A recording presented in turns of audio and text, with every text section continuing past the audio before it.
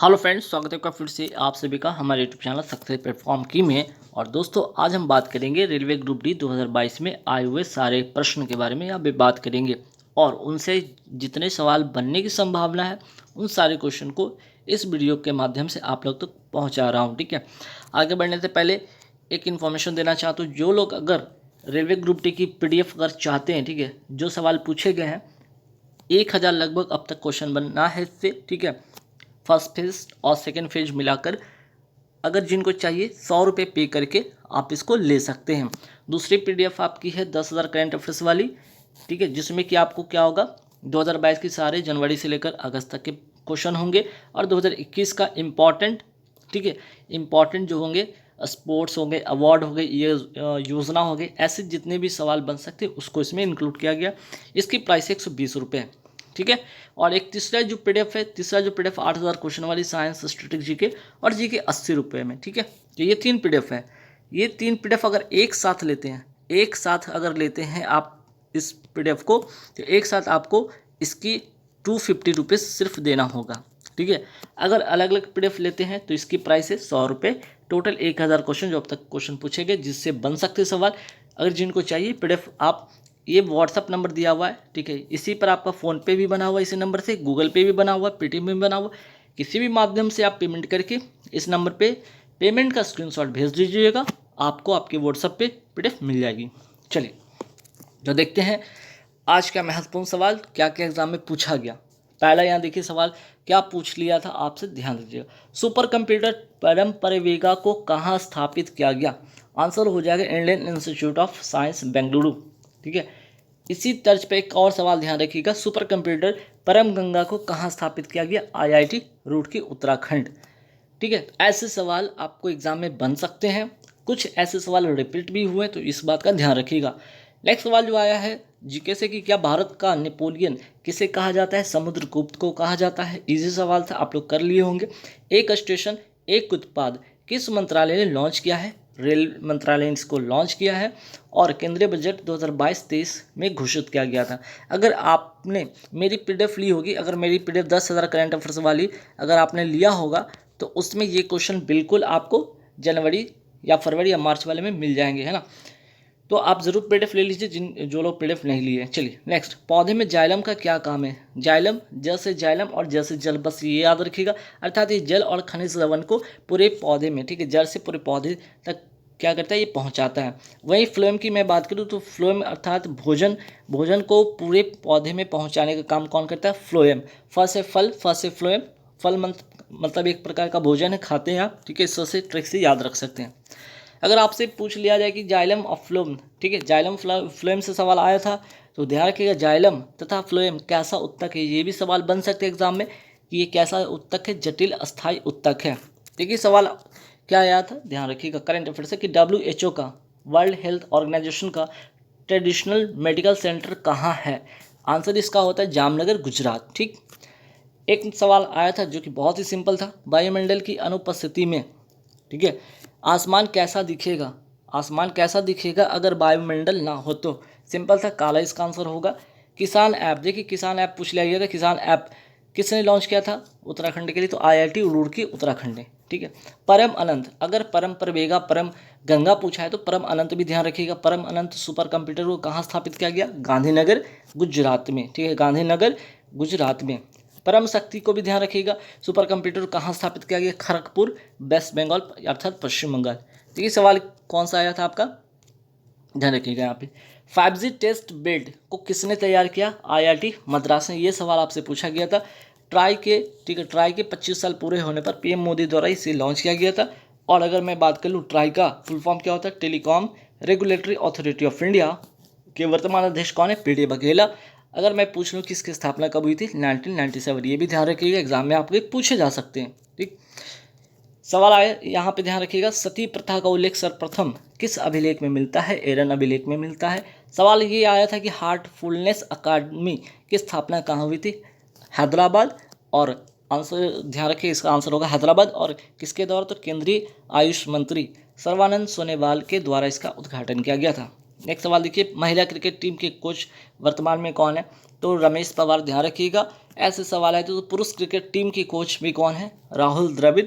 हालांकि भी कोविड-19 के कारण अब ये नहीं है, इनके जगह पे क्या इंटरिम हेड कोच के रूप में किनको बनाया गया? वीवीएस लक्ष्मण को। हालांकि ये है इस जो पुरुष क्रिकेट टीम के जो हेड कोच हैं वो है राहुल द्रविड़ हैं। ठीक, चलिए नेक्स्ट सवाल में ध्यान रखिएगा, आईएससी। अगर सवाल महिला क्रिकेट टीम कोच का पूछा गया है तो आईएससी के अध्यक्ष भी ध्यान रखिएगा कौन है? Greg Berkeley. कहाँ के हैं? ये न्यूजीलैंड के हैं। अगर आईएससी का मुख्यालय पूछ जाए तो जरूर बताइएगा दुबई होगा। एशियन क्रिकेट काउंसिल के अध्यक्ष कौन है? जैसा है। और मुख्यालय कहाँ है? कोलंबो। ठीक, बीसीसीआई के वर्तमान अध्यक्ष कौन है? सौरव गांगुली। अगर इसका मुख्यालय पूछ लिया जाए तो वानखेड़े स्टेडियम, मुंबई, याद रखिएगा। बिहू नृत्य, देखिए डांस से सवाल आए हैं, बिहू नृत्य कहाँ का है? तो असम का, सिंपल था। और एक सवाल यहाँ पे आया था, क्या असम का शास्त्रीय नृत्य जो है कौन है, क्या है? तो ध्यान रखिए सत्रिया। और भारत का नवीनतम है। कुल शास्त्रीय नृत्य जो है ना, कुल क्लासिकल डांस टोटल भारत में कितने? 8 हैं। असम का जो है सत्रिय जो डांस है ये भारत का नवीनतम है। तो इससे क्या सवाल बना था, आगे देखते हैं, बात करते हैं। अम्बुबाची का मेला कहाँ लगता है? कामाख्या माता मंदिर, असम में लगता है। और असम की प्रमुख नदी ध्यान रखिएगा कौन सी है? ब्रह्मपुत्र नदी। और इसको नेपाल अर्थात नेपाल की राजधानी तिब्बत में इसको क्या कहा जाता है? सांगपो कहा जाता है। ब्रह्मपुत्र नदी की सहायक नदी कौन कौन सी? जरूर ध्यान रखिएगा क्योंकि इसकी सहायक नदी भी पूछ लिया गया है। तो लोहित नदी हो गया, धनश्री, कामिंग, ये सब 2-3 नाम ध्यान रखिएगा। ठीक, तो सवाल आपको क्या पूछा था जरा देखिए, तमिल को, ठीक है, आपको मैंने बताया कि यहाँ पे जो टोटल कितनी भाषा, कुल शास्त्रीय भाषा अगर 6 है तो सवाल यहाँ से आपसे पूछा कि तमिल को कब भारत की शास्त्रीय भाषा बनाया गया? एक तो ध्यान रखिए सबसे पुराना था, ठीक है, पहले आपको लॉजिक लगना चाहिए था, सबसे पुराना क्या है? तमिल। और ये 2004 में, ठीक है, कब? ये 2004 में इसको अपनाया गया था। और नवीनतम कौन है? तो नवीनतम ओडिशा है, 2014 में इसको अपनाया गया। ठीक है, और कुल पूछ ले तो आपका कुल कितना है? तो आपका 6 है क्लासिकल जो यहाँ पे आपकी जो लैंग्वेजेस हैं। ठीक है, हालांकि नाम क्या है? तमिल, संस्कृत, कन्नड़, तेलुगु, मलयालम और ओडिशा। ठीक है, ओडिया, ये 6 नाम ध्यान रखिएगा। तो सवाल आपका ये आया था, मोस्ट इंपॉर्टेंट क्वेश्चन था, ध्यान रखिएगा। कैसे घुमा कर पूछा है? सवाल तो वही है जो मैंने पीडीएफ में पढ़ा रखा, जो मैंने वीडियो में पढ़ा रखा है, जो मेरी पीडीएफ में है, बस घुमाकर सवाल पूछा था। भारत के वर्तमान उपराष्ट्रपति पूछ लिया गया आपका, सिंपल था, जगदीप धनखड़ हैं। अगर इसके पहले कौन थे? ठीक है, अगर इसके पहले कौन थे? तो वेंकैया नायडू। ठीक, अगर सवाल पूछ लिया जाए जगदीप धनखड़ इससे पहले क्या थे? वो वेस्ट बंगाल के राज्यपाल थे। तो सवाल ध्यान रखिएगा, भारत का एक उपराष्ट्रपति होगा, भारत का एक राष्ट्रपति होगा, ये तो पूछ लिया। अनुच्छेद 52 पूछ लिया, तो ये भी ध्यान रखिएगा। अनुच्छेद 63 भारत का एक उपराष्ट्रपति होगा। तो भारत के पहले उपराष्ट्रपति का भी नाम ध्यान में रखिएगा, डॉक्टर सर्वपल्ली राधाकृष्णन। और 2 बार कार्यकाल किस उपराष्ट्रपति का रहा? तो ये 2 नाम याद रखिएगा, डॉक्टर सर्वपल्ली राधाकृष्णन और डॉक्टर हामिद अंसारी। नेक्स्ट सवाल पे आते हैं कि बोडो, डोंगरी, मैथिली और संथाली, ये जो 4 है ना, ठीक है, ये 4 आपके, इस 4 को किस संविधान संशोधन द्वारा अनुसूची 8 में जोड़ा गया है? ठीक है, कुल देखिए अगर मैं पूछ लूँ, यहाँ पे पूछा जाए कि मूल संविधान में टोटल कितनी भाषा थी? 14। वर्तमान में कितनी है? 22। ये 4 जो भाषा है ना, बोडो, डोंगरी, मैथिली और संथाली, ये भाषा कब जोड़ी गई? तो अनुसूची 8 में जोड़ी गई है 92 संविधान संशोधन के द्वारा। तो ये सवाल आपके एग्जाम में पूछे गए। संघ की राजभाषा होगी, ये किस अनुच्छेद के अंतर्गत है? तो अनुच्छेद 343 के अंतर्गत है, ये ऐसा सवाल आया था। विश्व हिंदी दिवस कब मनाया जाता है? तो ये भी ध्यान रखिएगा। अगर सवाल भाषा से हिंदी भाषा तो हिंदी भाषा का ध्यान रखिएगा, 10 जनवरी विश्व हिंदी दिवस। तो राष्ट्रीय हिंदी दिवस भी ध्यान में रखिएगा, 14 सितंबर। ठीक, चलिए अब सवाल क्या आया था जरा देखिएगा यहाँ पर। ठीक है, प्रधानमंत्री जीवन ज्योति बीमा योजना कब शुरू हुआ था? 9 मई 2015 को। लेकिन सवाल आपकी ये नहीं पूछा गया, आपका सवाल ये पूछा गया कि इसकी पात्रता कितनी होनी चाहिए? तो 18 से 50 वर्ष की आयु के सभी व्यक्ति। तो ये सवाल इस तरह से घुमा के पूछा जा रहा है। तो इसकी प्रीमियम राशि भी ध्यान रखिए, 436 रुपये है। तो अटल पेंशन योजना कब शुरू हुआ था? 1 मई 2015 को, ध्यान रखिए, ये भी पूछा गया आपके एग्जाम में। योजना कब शुरू हुआ था? इसमें क्या कि जिनकी आमदनी कम है और जिन्हें किसी भी तरह से पेंशन की सुविधा नहीं मिलती, ऐसे लोगों को 60 साल की उम्र के बाद हर महीने 1000 से 5000 रुपये तक की पेंशन मिलेगा। प्रीमियम राशि होगी 42 रुपये पर मंथ, है ना। चलिए, भारत के पंचायती राज मंत्री वर्तमान में कौन है? ये भी ध्यान रखिएगा, गिरिराज सिंह हैं। 73वां संविधान संशोधन आपसे पूछा गया कौन सी अनुसूची में जोड़ा गया? 11वीं अनुसूची में जोड़ा गया। कब का अधिनियम है? 1992 का। कब इसको लागू किया गया? 24 अप्रैल 1993 को लागू किया गया। इसलिए 24 अप्रैल को क्या मनाया जाता है? पंचायती राज दिवस मनाया जाता है। इसमें कुल कितने विषय? 29। कुल अनुच्छेद इसमें कितने? 16। कितने से कितने? 243 से लेकर 243 ओ। ठीक है, तो सवाल आपका ये वाला पूछ लिया गया। इसी में से आपका सवाल एक पूछा गया, अनुच्छेद 243 ई का संबंध किससे? तो पंचायत का कार्यकाल से होगा। पंचायती राज को लागू करने वाला पहला राज्य कौन था? गणगौर जिला, राजस्थान का। कब? 2 अक्टूबर 1959। तो देखिए सवाल आपका क्या आया था कि कृष्णा नदी से, ठीक है, कृष्णा नदी का उद्गम कहाँ से हुआ? तो महाबलेश्वर की पहाड़ी, महाराष्ट्र से। तो कावेरी की उद्गम भी ध्यान में रखिए, कोडागू जिला, कर्नाटक से। तो कृष्णा सागर बांध कहाँ पर? ये भी याद रखिए, कावेरी नदी के ऊपर, और ये भी कहाँ? कर्नाटक में। तो कावेरी नदी की सहायक नदी भी याद रखिएगा, हेमवती और कावेरी। गोदावरी नदी का उद्गम कहाँ से होता है?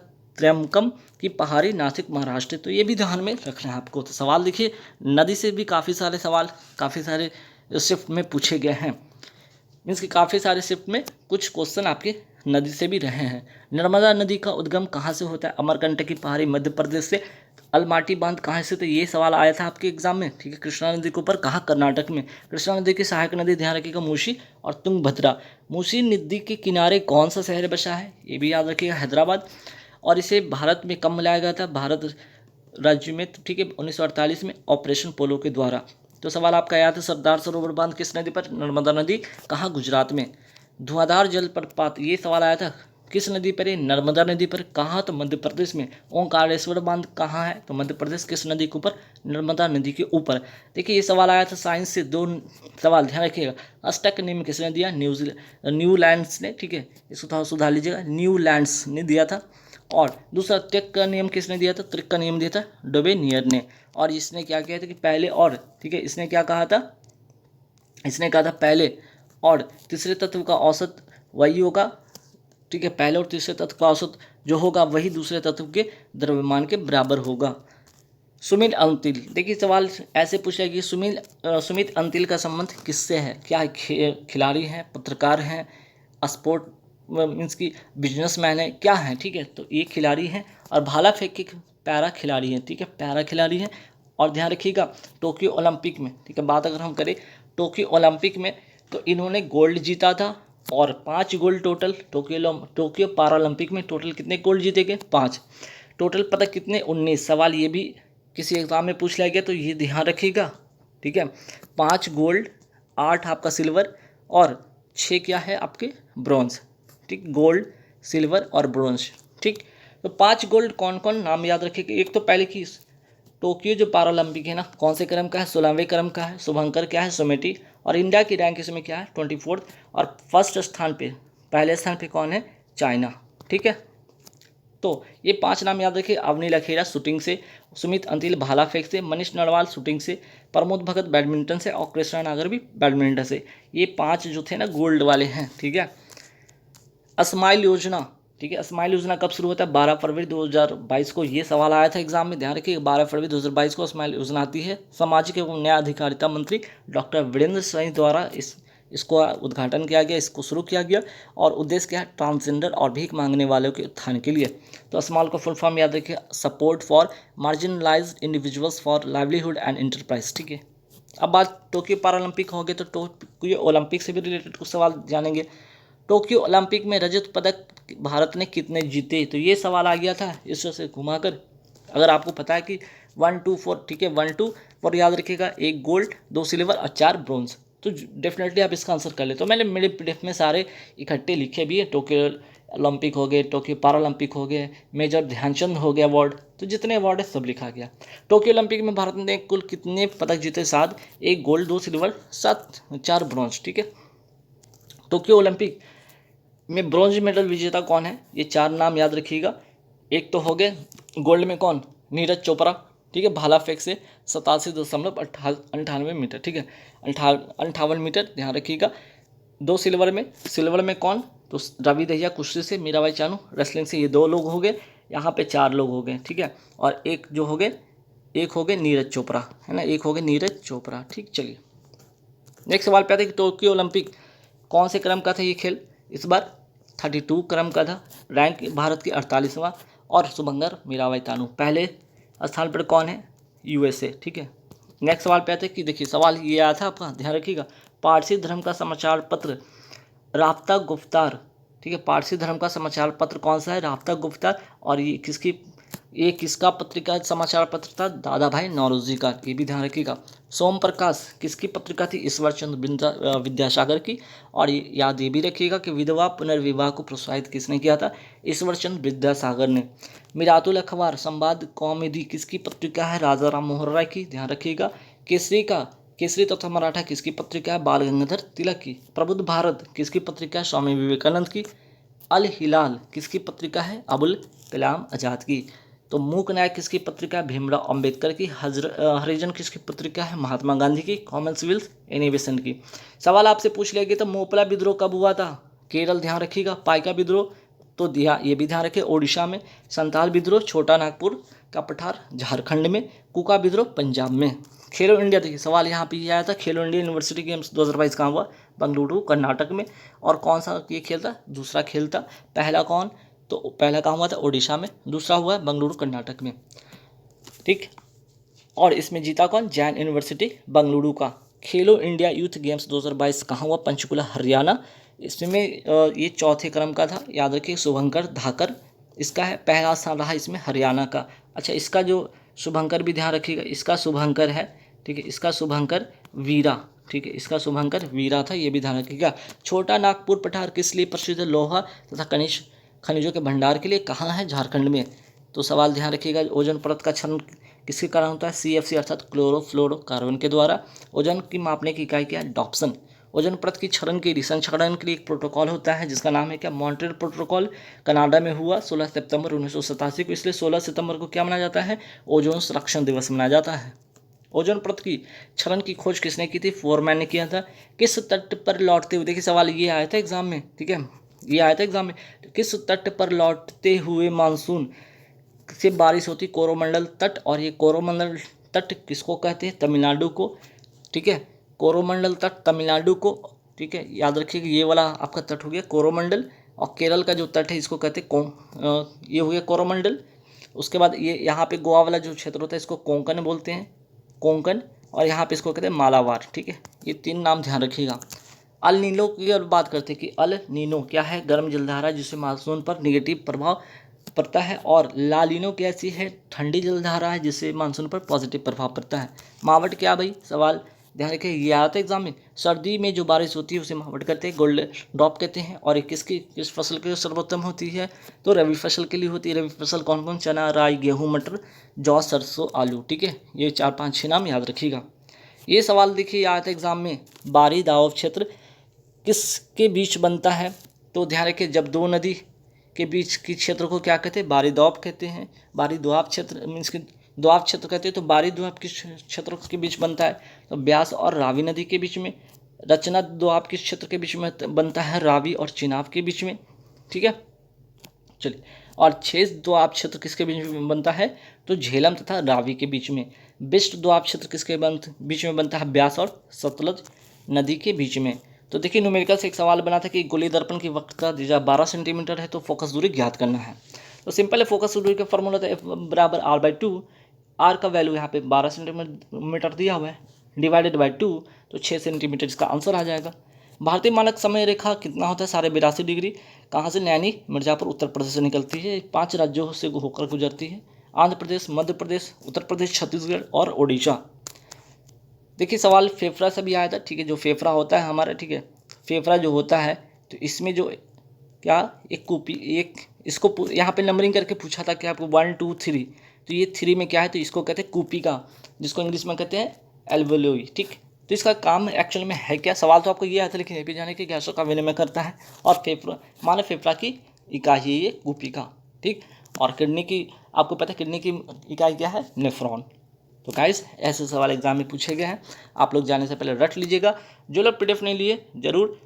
अब क्या है, इसकी PDF की प्राइस होगी 100 रुपये, क्योंकि इस क्वेश्चन का हो गया संख्या 1000। तो जो लोग PDF लेना चाहते हैं 1000 रुपये पे कीजिए और 1000 जो क्वेश्चन की PDF ले सकते हैं। बाकी दो एक साथ सभी PDF लीजिएगा तो 250 रुपये में आपको ऑल PDF मिल जाएगी। Thank you very much.